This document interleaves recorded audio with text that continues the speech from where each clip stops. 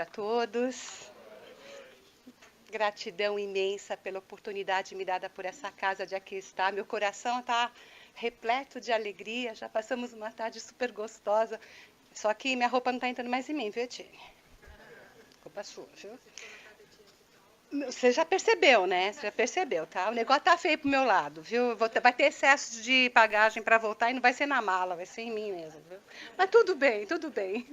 Tudo tem uma razão.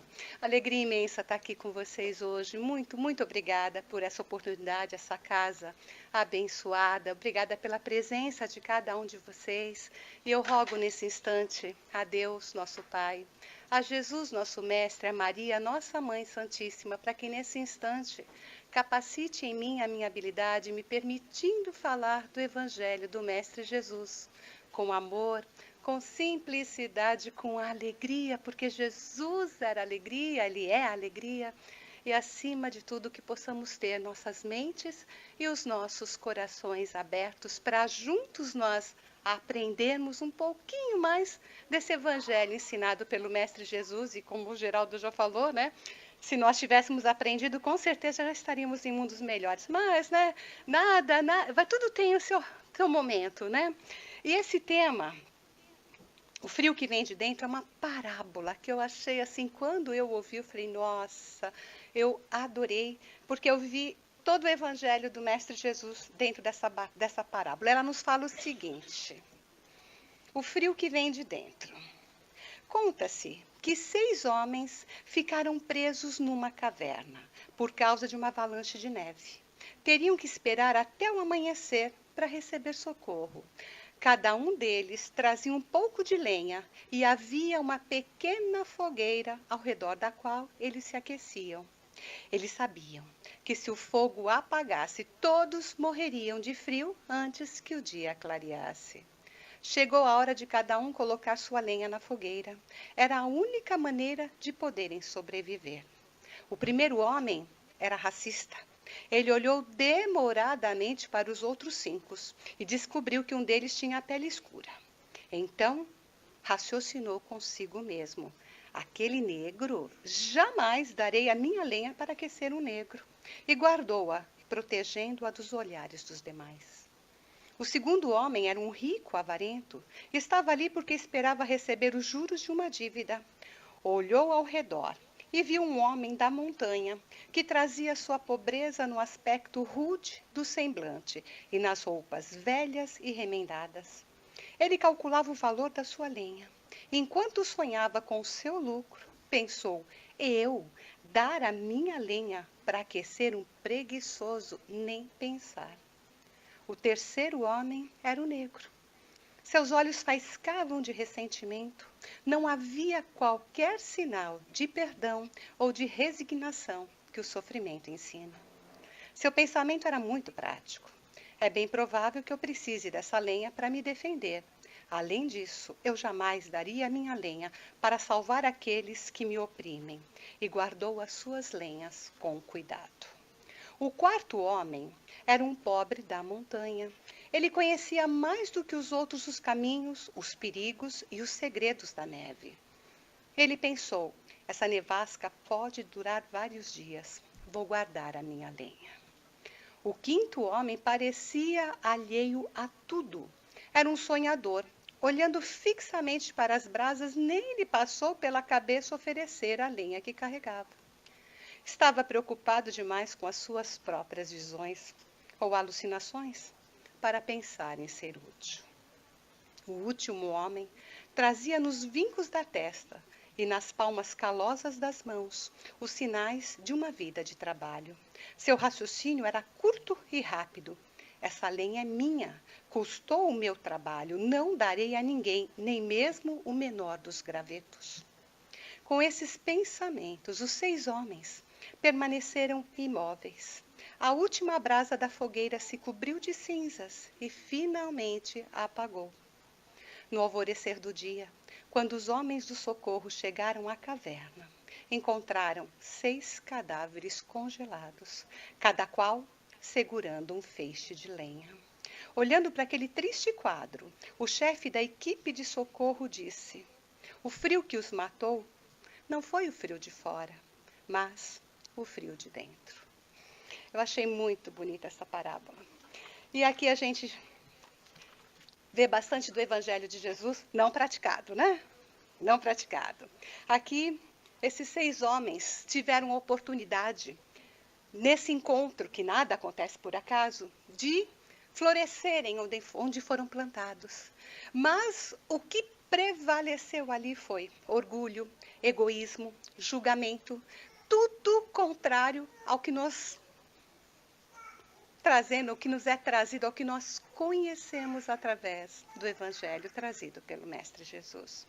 Essa parábola trazida para os nossos dias atuais, quantos de nós não nos encontramos muitas vezes nessas situações ali, né? E a gente com o coração congelado, frio, sem poder olhar para o outro. Quantas vezes nós olhamos para o outro, mas nós não olhamos com os olhos, com o olhar que Jesus olhava para nós. Humberto de Campos nos diz que o olhar de Jesus era magnético. Ele olhava para a gente firme, mas com um amor que penetrava a alma humana, né? E quantos de nós olhamos para o outro, nossa, aquele ali, olha aquela ali, nossa, né? Julgamento, que foi uma das coisas que Jesus nos ensinou o tempo todo, não julgar, não julgar. Esses 6 homens tiveram a oportunidade de florescer ali, e ali se colocarem um no lugar do outro, ali um compreender o outro, um buscar auxiliar o outro, e com toda a certeza os 6 teriam sido salvos. Mas não, o orgulho foi maior, né? Eu dar a minha lenha para esse. Quem ele pensa que é? Quem ela pensa que é? Quantos de nós não trazemos o nosso coração frio, gelado, sem percebermos, hein? A gente acha que está fazendo tanta coisa, né?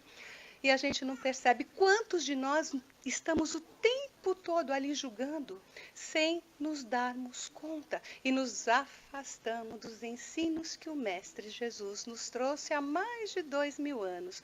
Nós conhecemos o Evangelho, né? Tem gente que fala, nossa, eu sei que capítulo que tá isso aqui, ó, tá lá no capítulo tal, né? Bíblia, então versículo tal, né? Não adianta nós sabermos tudo, não adianta se nós não colocarmos em prática. O Haroldo Dutra fala que ele já traduziu o Evangelho de todos os idiomas, que ele já leu o Evangelho de todas as formas, mas que o Evangelho mais lindo que ele já leu é o do ser humano, quando é o ser humano praticando o Evangelho. Esses 6 homens, eles viveram o céu, eles poderiam ter vivido o céu e o inferno, eles escolheram o inferno.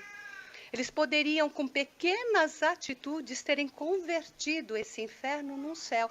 E, aliás, né, céu e inferno não é um local, né? Céu e inferno está dentro de nós. Todos aqui assistiram ou leram Nosso Lar? Lembram daquela parte do André Luiz, quando ele vai visitar a esposa dele? Que ele vai ali para, né? Ele vai num céu, ele chega até um céu. Em questão de segundos, a hora que ele vê a esposa ali casada, né? Ele transformou em um verdadeiro inferno. Quando ele de novo se equilibrou, ele voltou para o céu. Então, céu e inferno não são locais, são emoções, são sentimentos. Somos nós. Estado de ser é de dentro para fora. Aliás, tem o Divaldo tem uma historinha, né? Que ele teve autorização para conhecer o céu e o inferno. E conta ele que ele foi levado pelo mentor dele e primeiro ele foi para o inferno, né? O mentor perguntou, para onde você quer ir primeiro? Vamos para o inferno primeiro para a gente conhecer como que é, né? Ele chegou no inferno e ali ele ouvia as pessoas gritando, ai, xingando, estou sofrendo, tenho fome, não sei o que lá, reclamando, aquele ambiente pesado. E ele adentrou a uma sala, isso no sonho dele, ele adentrou a uma sala onde havia uma enorme panela com sopa, em volta, sentados muitas pessoas com colheres muito grandes. Então, eles tinham alimento, mas eles não conseguiam se alimentar, porque a colher era muito grande, eles não conseguiam colocar a colher na boca. E eles gritavam, tenho fome! Tinham fome com toda a comida ali para comer. Ele viu aquele ambiente ali tenebroso, né? Aí o mentor perguntou: tá pronto para conhecer o céu? Ele falou: tá, vamos, né? Já conheci o inferno, né? Foi levado para um lugar bonito, tranquilo, uma paz, uma tranquilidade. Qual não foi a sua surpresa quando, ao adentrar no ambiente, ele encontrou o mesmo ambiente do inferno? Um grande caldeirão de sopa, as pessoas sentadas em volta com aquelas colheres enormes, né, de metros ali, mas todas tranquilas, seguras, serenas, né, e todas em paz. A grande diferença entre o céu e o inferno. No céu, eles usavam as grandes colheres para alimentar uns aos outros. Era a única diferença com o inferno que fazia toda a diferença. E nós? Como estamos nós com as nossas colheres? Será que a gente está tentando se alimentar ali, sem olhar para o outro, sem perceber o outro? Nessa parábola, o que mais se percebe foi julgamento. O negro, o rico, o trabalhador, cada um, o outro que estava alheio a tudo, cada um na sua vida, no seu fechado ali, dentro do seu ambiente, esquecendo que Jesus, que Deus, ele usa do nosso próximo para nos fazer crescer. É através do nosso próximo que nós crescemos, que nós evoluímos. Nós percebemos aqui julgamento o tempo todo e nós nos esquecemos que Jesus, quando estava ali escrevendo na areia, né? Escrevendo ali no chão, é o único momento em que a gente vê alguma coisa de Jesus escrevendo. Estava ele ali escrevendo na areia com o dedo. Chegou aquela turba, uma mulher primeiro sendo praticamente empurrada, né? Uma mulher que foi pega em adultério, e toda aquela turba chegando ali e questionando a Jesus. Jesus, essa mulher foi pega em adultério e a lei mosaica diz que nós devemos apedrejá-la até a morte. O que o Senhor nos diz? Eles ali com uma maldade tremenda, porque se Jesus falasse que era para apedrejar, ele estava indo a favor da lei mosaica, mas contra tudo que ele havia ensinado até então. E se ele dissesse que não era para apedrejar, ele seria preso, porque ele estava indo contra a lei mosaica. Mas quem estava escrevendo ali naquele momento era Jesus de Nazaré, não era qualquer um, né? Ele continuou ali escrevendo e simplesmente com uma frase, né? Aquele que não tiver pecado, que atire a primeira pedra. A começar pelos mais velhos, todos foram deixando as pedras e saindo dali. Ali Jesus nos ensinou a não julgar. E continua essa história que Humberto de Campos nos conta, continua essa história, que Simão Pedro era o mais velho dos discípulos, o mais turrão, o mais teimoso. Eu acho que ele tinha muito de mim ali, viu? Ele olhou para Jesus e falou: mas Jesus, essa mulher não errou sozinha. Tem uma outra pessoa, se ela foi pega em adultério, havia alguém com ela. E Jesus, com todo o seu amor e com toda a sua calma, respondeu: Simão, não julgue, deixa. Não, Jesus, nós temos que encontrar. Nós temos que encontrar quem estava junto com ela. Imagina, Jesus, que isso? Se ela tinha que ser morta, quem estava com ela também tinha que ser morta, porque ela não foi pega em adultério sozinha. Jesus novamente falou: Simão Pedro, acalma teu coração, apacenta as minhas ovelhas, deixe que está tudo bem. Não, não, nós temos que encontrar, nós temos que encontrar. Não é assim, não é assim, ela ia ser morta. Se ela ia ser morta, tem que matar o rapaz também. E Simão Pedro saiu correndo na frente de Jesus. Ele encontrou uma senhora e ele perguntou se ela havia visto alguma coisa. E essa senhora falou: olha, essa moça que foi pega em adultério, ela é inocente. Ela já fez muitas coisas erradas, ela é minha sobrinha.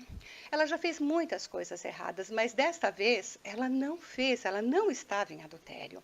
Um rapaz mexeu com ela, queria estar com ela e ela o dispensou. E o rapaz ficou muito bravo e começou a gritar que ela havia sido pega em adultério. Isso está contando em Humberto de Campos. Humberto de Campos que nos narra, acho que eu não lembro o nome do livro, eu me esqueci. Acho que é Boa Nova, né? Eu não tenho certeza. E ela conta essa história. Então ela disse que aí ele grita que ela havia sido pega em adultério, então todos ali se reuniram para matá-la, mas que ela era inocente. Nesse momento, o Simão Pedro pergunta: mas e onde está esse rapaz? Onde está esse rapaz? E novamente Jesus fala para ele: Simão Pedro, deixa para lá, esquece, não julga, está tudo bem. Mas ele, naquela ânsia de querer fazer justiça com as próprias mãos, como muitas vezes nós também queremos, né, fazer, ele seguiu, a senhora falou, esse rapaz saiu, foi para aquele canto, foi para aquele lugar, e o Simão Pedro saiu igual um louco, em busca desse rapaz. E Jesus atrás dele. Para seu grande espanto, Simão Pedro encontra o rapaz. O rapaz estava num canto, simplesmente amedrontado com a situação que ele havia causado, estava de costas. Simão Pedro levanta ele, no que Simão Pedro levanta ele era parente de Simão Pedro. Então, olha o julgamento. E quantos de nós não fazemos isso? Quantos de nós não temos essas mesmas atitudes, esse mesmo, às vezes a gente fala, nós queremos fazer justiça com as próprias mãos, nos esquecendo que existe um Pai Celestial que tudo sabe, que tudo vê, que aquilo que nós estamos ali consciente é muito pouco, é só a ponta de um iceberg, existe toda uma história por trás disso. E nessa parábola a gente percebe o julgamento. Nessa parábola a gente percebe o egoísmo. Nessa parábola a gente percebe que eles não se tocaram, que os 6 estavam ali reunidos para que um pudesse aprender com o outro. Para que se um tivesse colocado a lenha ali, ele teria dado o exemplo, talvez os outros também tivessem colocado e teriam salvo todos os 6. Mas quantos de nós em situações a gente fala, eu? Não, ninguém está fazendo, por que eu vou fazer? Né? Nós estamos sempre nos comparando e a gente esquece que nós temos que agir por nós e não pelos outros. Nós temos que fazer a nossa parte e não esperar que o outro faça parte do outro. Mas nós estamos sempre querendo alguma coisa em troca. A gente esquece que nós seremos cobrados pelas nossas atitudes e o outro será cobrado pelas atitudes deles. Nós nos esquecemos que o Evangelho de Jesus, ele deve ser aplicado, ele é de dentro para fora, não é de fora para dentro. Não é porque o outro vai fazer, porque o outro deixou de fazer, mas porque eu devo fazer. Mas está todo mundo fazendo? Nós nos esquecemos que o certo é certo, mesmo que ninguém o faça. E o errado é errado, mesmo que todo mundo faça. Nós aprendemos, nós evoluímos, nós crescemos através do outro. A gente fala, Deus, dai-me paciência. O que ele faz? Manda uma sogra maravilhosa para a gente. A gente fala, Deus, me ajuda a ser tolerante. Aí vem aquele filho que a gente fala 50 vezes, né? É através do outro que nós crescemos, é através do próximo que nós aprendemos a amar. Nessa parábola, o amor aqui passou longe, muito longe. Aliás, né, evangelho aqui, né, nenhum deles fizeram evangelização infantil, com certeza, né? Não fizeram. Evangelho aqui passou longe. E nós sabemos que nós somente aprendemos quando nós nos colocamos no lugar do outro. O De Luca conta uma situação que aconteceu com ele. De Luca é um grande orador espírita, né? Ele é advogado, né? É uma pessoa. E ele conta que num sábado, após um longo dia de trabalho na casa onde ele trabalha, lá na zona norte de São Paulo, trabalhou o dia inteiro, disse que um frio. Aí ele foi para casa à tarde, já era 10, 11 horas da noite, jantou, pôs o pijaminha dele, estava na cama dele, disse que estava ali, gostou, falou, não, vou dormir, né? Aí disse que uma vozinha chegou para ele e falou assim, tem gente com fome lá fora. Ele falou, não, isso aqui é obsessão, vou fazer oração. Diz que ele fez uns 10 Pai Nossos, que se conectou. Aí foi, acho que já foi, né? Porque só pode ser obsessão. Ele acabou de fazer as orações, tem gente com fome lá fora. Aí ele falou, não, não é possível isso de novo, a voz. Tem gente com fome lá fora.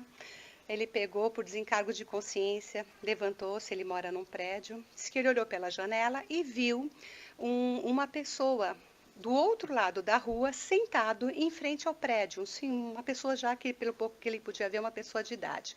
Sentada em frente ao prédio onde ele mora. Ele, para desencargo de consciência, tirou o pijama, pôs uma roupinha, desceu, atravessou a rua e foi falar com essa pessoa que continua ali, né, encolhida, com frio. Ele falou, você precisa de alguma coisa? A pessoa falou, eu tenho muita fome, eu estou com muita fome. Aí ele falou, tá, me aguarda um pouquinho que eu já vou trazer, não sai daí que eu vou trazer alguma coisa para você comer. Voltou para casa, chamou a esposa dele, preparou um lanche, desceu com o lanche e quando ele foi entregar para a pessoa comer, ele caiu num pranto compulsivo. Diz que a hora que a pessoa estendeu as mãos para pegar o lanche, ele viu o olhar de Jesus naquela pessoa. Então, nós, trabalhadores da seara, quantas vezes, não sei vocês, tá, mas eu vou dizer eu, tá, mas quantas vezes a gente volta para casa, ai, missão cumprida, hoje eu já fiz minha parte, se aparecer mais alguma coisa, não, eu já fui para o centro, hoje eu trabalhei, já dei passo, já fiz psicografia, não, acabou. Nós, como trabalhadores, nós somos chamados o tempo todo e nós não podemos escolher, nós não podemos nos negar. Simão Pedro sabe bem o que é isso. Simão Pedro, depois de um dia intenso de trabalho, ele tinha horário para fechar a casa a casa do caminho, a mansão do caminho do Divaldo, a casa do caminho. Ele disse que depois de um dia intenso de trabalho, ele fechou as portas e estava vindo para dentro já cansado. E aquele dia ele trabalhou o dia inteiro emburrado. O Simão Pedro era terrível, né? Aquele dia ele trabalhou o dia inteiro mal-humorado, emburrado. Aí disse que ele fechou a casa e já estava entrando lá para dentro, arrumando as coisas. Aí ele viu que forçaram a porta e entrou um andarilho. Ele gritou com o andarilho, falou, escuta, você não está vendo que a porta está fechada? Não, né? Tipo, você é cego, né? O andarilho continuou até ele. Ele falou, você não está vendo? Ele brigou com o andarilho. Ele falou, você não está vendo que está fechado? Por que você entrou? Volta amanhã eu te atendo. O andarilho foi até ele. Quando ele chegou perto de Simão Pedro, ele tirou o capuz e era Jesus. Simão Pedro, igual o De Luca, Simão Pedro ajoelhou-se, chorou feito criança. Quando ele abriu os olhos, Jesus já não estava mais na frente dele. Então, nós precisamos nos lembrarmos que nós somos trabalhadores e que aquele mínimo que a gente faz, que a gente acha tão pequenininho, faz uma diferença tremenda na vida da outra pessoa, desde que nós façamos com amor. Então, muitas vezes, as pessoas vêm até nós e nós falamos, não, mas hoje eu já, imagina, hoje eu já fui, já fiz minha parte. Nós não podemos deixar de amar, de dar o nosso melhor, de fazer a nossa parte, sempre que solicitados, porque nós nunca saberemos quando realmente é Jesus que está ali na nossa frente, porque Jesus usa dos outros para estar ao nosso lado, para nos testar, para nos fazer crescer. O Chico Xavier tem uma história linda, linda, linda sobre se colocar no lugar do outro. Faltou muito nessa narrativa. Se um tivesse se colocado no lugar do outro, os 6 estariam vivos com toda certeza, teria se dissolvido aquele gelo do coração. O Chico conta uma história que aconteceu com ele, uma história muito bonita. Diz que uma senhora que morava no interior do norte, uma região muito, muito simples do norte, bem no interior do norte do Brasil, uma senhora humilde, ela perdeu um dos seus filhos que se suicidou. E ela sofreu muito com o suicídio do filho. E ela havia ouvido falar do Chico Xavier. E queria muito ir até o Chico, porque ela queria saber se o filho estava bem. Ela sabia que o suicídio trazia muita dor, muito sofrimento. Ela fazia muita oração para o filho. E o sonho dela era ir até o Chico para poder ali tentar obter alguma alguma carta, alguma resposta, alguma informação do seu filho. Ela só precisava saber se o filho estava bem. Ela trabalhou arduamente por 2 longos anos para guardar dinheiro para conseguir ir até o Chico Xavier. Depois de 2 longos anos, essa senhora conseguiu, com muita alegria, ir até o Chico. E ela chegou cedo, e ela pegou uma senha logo no início. A casa do Chico ali, onde ele atendia, era pequenininha, cabia 30, 40 pessoas, mas o Chico atendia por noite de 3 a 4 mil pessoas. Né? Era muita gente que passava nas mãos daquele homem maravilhoso.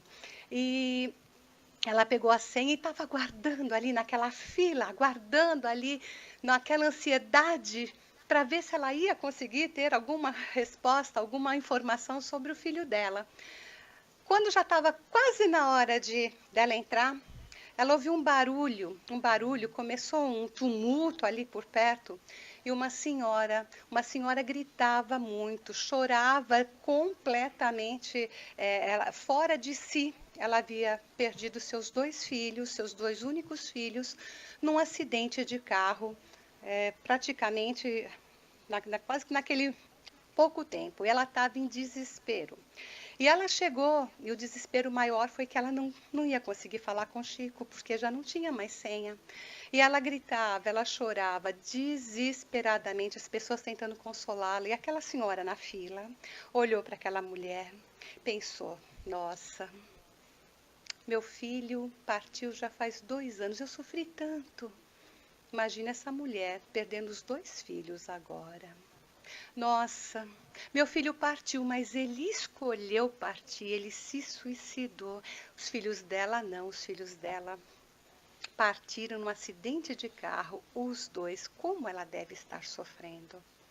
Ela saiu da fila, foi até a senhora, entregou a senha para essa mulher. As pessoas que estavam ali falaram: você é louca, 2 anos, a senhora guardando dinheiro para poder vir até aqui, para poder saber notícias, e agora a senhora sai, entrega, a senhora não sabe nem quando vai poder voltar. Ela falou: não tem problema, ela está precisando mais do que eu, ela está sofrendo mais do que eu.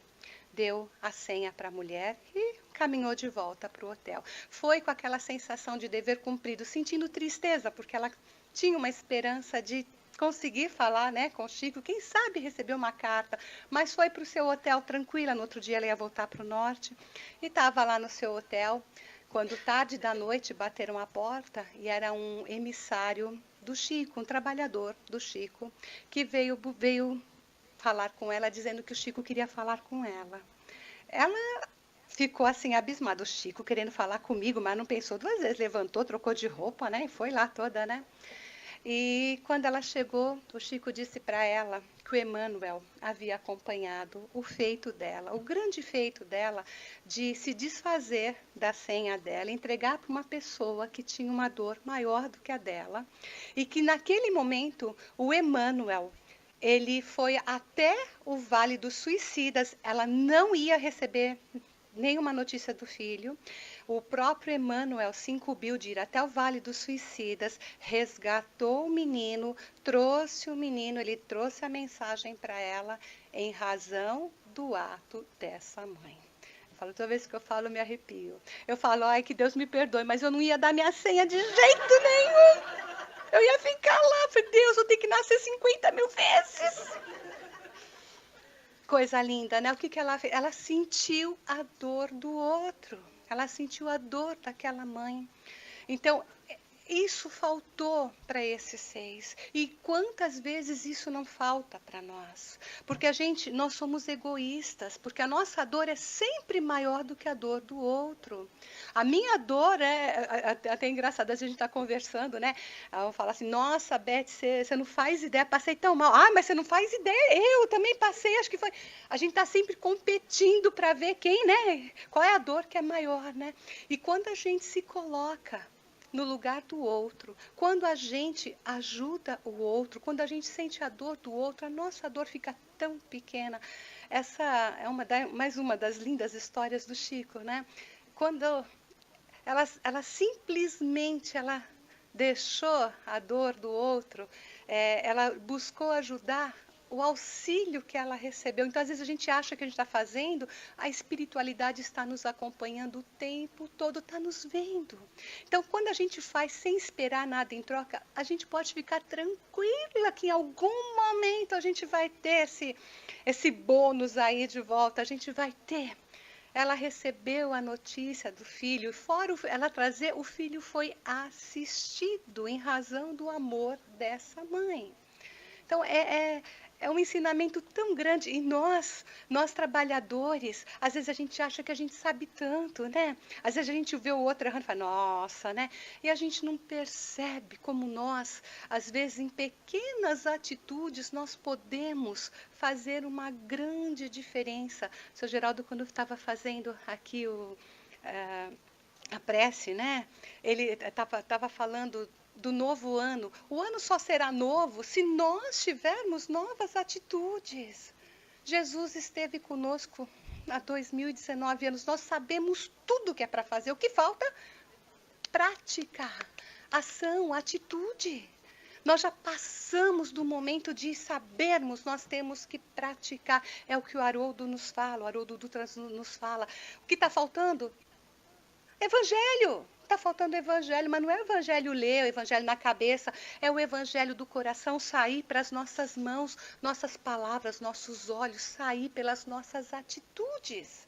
É só isso que nos falta para que nós possamos merecer esse mundo de regeneração. A gente fala tanto em mundo de regeneração, transformação, modificação, mas esse mundo é feito por nós, com as nossas atitudes.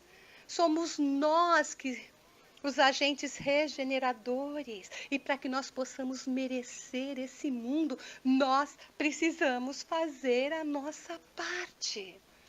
Só isso, simples assim, né? O Chico fala que Jesus não nos pediu muita coisa. Ele não pediu para que a gente escalasse o Everest. Ele só pediu que nós nos amássemos. Seria mais fácil se o danado tivesse pedido para escalar o Everest, né?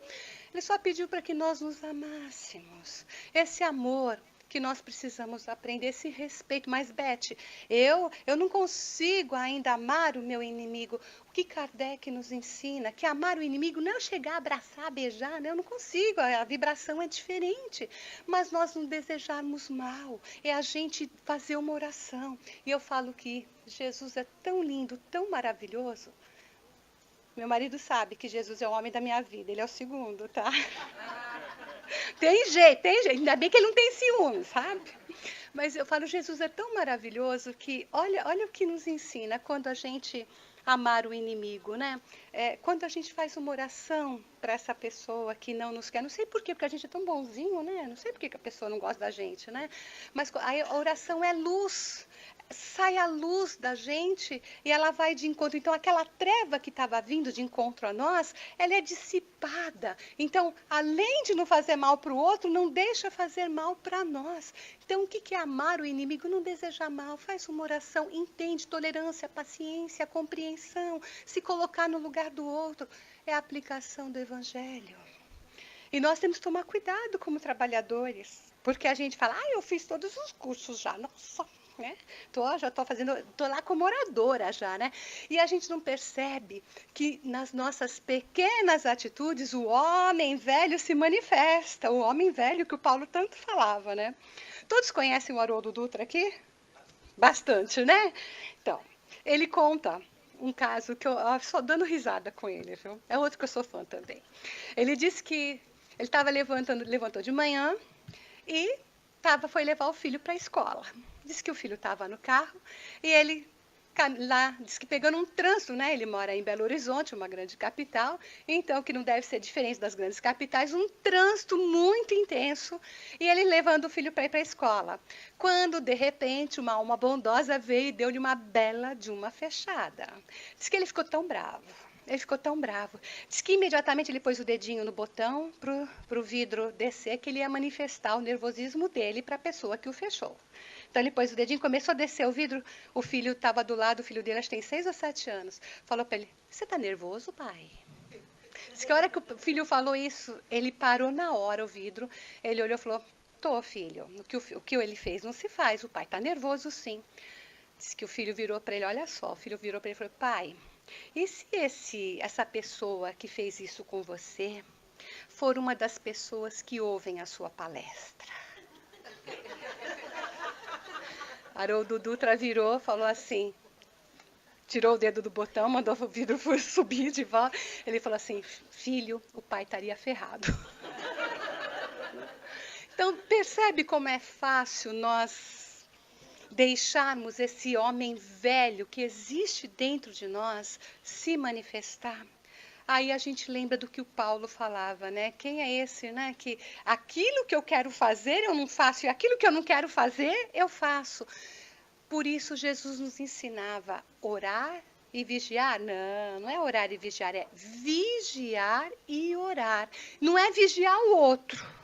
É vigiar a nós, as nossas emoções, as nossas atitudes e orar para que nós não caiamos em tentação, porque são pequenas coisas que nos tiram do nosso caminho. Nós tropeçamos em pequenas pedras. As grandes a gente vê, opa, não vou por aí não, que aí vai, né? Vai ser feio o negócio, né? Mas as pequenas pedras nos derrubam. Aí uma pequena pedra aqui, uma pequena pedra ali, uma pequena pedra acolá. As pequenas pedras nos derrubam. Que nós possamos usar do Evangelho, da reflexão dessa noite, para que nós aqueçamos os nossos corações, que nós possamos fazer de 2019 o melhor ano das nossas vidas. Como? Não é porque mudou a folhinha que o ano vai ser melhor, não. Só será um ano melhor quando as nossas atitudes forem melhores. Nós estamos passando por uma transformação imensa. Mas para que nós possamos merecer esse mundo de regeneração, nós precisamos fazer a nossa parte, porque a Terra está se transformando, o mundo está se transformando. E se nós não fizermos a nossa parte, sinto muito, nós vamos lá voltar, né? Vamos lá. Já pensou, gente, a gente reencarnar nós mulheres sem micro-ondas, máquinas de lavar a roupa? Ai, meu Deus, socorro! Que fogão a gás? Não, não dá. Então, né? Porque é o que vai acontecer. Hoje a gente fala, mas somente no Brasil, né? A gente fala, pombas, mas o que está acontecendo nesse país? Está tudo perdido. Não está tudo perdido, está tudo no controle. O Brasil é o Evangelho, é a pátria do Evangelho, é o coração, é a pátria do Evangelho, o coração do mundo. Por quê? Porque ali foi permitido renascer espíritos que estavam imensamente endividados como última oportunidade para merecerem mundos melhores. E, infelizmente, quem não aproveitou, bye bye Brasil, vai reencarnar em outros mundos e vai... Infelizmente, né, a gente nunca retrocede, mas vai reencarnar, ajudar a desenvolver outros mundos. Então, tudo está nos eixos. O Brasil tem um papel muito importante, é um papel muito importante. Né? Falo que Jesus tem um carinho imenso. Né? A gente fala, nossa, está perdido aquele povinho de lá, meu Deus. Não está, não está. A gente tem que acreditar. Nós temos que acreditar e fazermos a nossa parte. Precisamos ainda de muita oração para que nós possamos realmente fazer o nosso país lindo, abençoado, aí seguir o teu caminho, né, retornar ao seu eixo aí para que nós possamos realmente, ele possa cumprir a sua missão. Que 2019 possa ser para nós o melhor ano das nossas vidas, mas só será o melhor ano das nossas vidas quando nós descongelarmos os nossos corações. Só será o melhor ano das nossas vidas se a gente permitir que o Evangelho que está aqui na nossa cabeça, ele desça para os nossos corações e através dos nossos corações ele saia através de nós. E com toda certeza será o melhor ano das nossas vidas. Que esse frio que vem de dentro, ele possa simplesmente transformar-se num calor, no calor do amor. O amor ensinado pelo Mestre Jesus. Que eu possa, com a graça e a bênção de Deus, ter muitas outras oportunidades de estar nessa casa que de frio não tem nada, tem um calor imenso, maravilhoso. Que eu possa, com a graça e a bênção de Deus, estar de volta a essa casa abençoada. Eu finalizo agradecendo imensamente por essa oportunidade e pedindo a Deus, nosso Pai, a Jesus, nosso Mestre Maior, a Maria, nossa Mãe Santíssima. Senhor, entregamos a Ti, Senhor, o dia de hoje, 4 de janeiro de 2018. Entregamos as nossas vidas nas Suas mãos. Nos use, Senhor, para que nós possamos auxiliar a todos aqueles que vierem até nós. Cuida, Senhor, das nossas saúde, cuida, Senhor, das nossas vidas, cuida, Senhor, de nós. Que seja feito, Pai, a Tua vontade e não a nossa. Da nossa parte, estaremos sempre prontos para darmos o nosso melhor, para nos esforçarmos e aceitarmos com imenso sentimento de gratidão tudo o que vier até nós. Entregamos a Ti, Senhor, as nossas vidas, pois sabemos que não somos nós os autores das nossas obras, mas sim o Senhor é quem as realiza através de nós. Por isso, Mestre amado, Jesus amigo, uma vez mais nós lhe agradecemos. Somos gratos. Muito obrigada. Graças a Deus e graças a Jesus.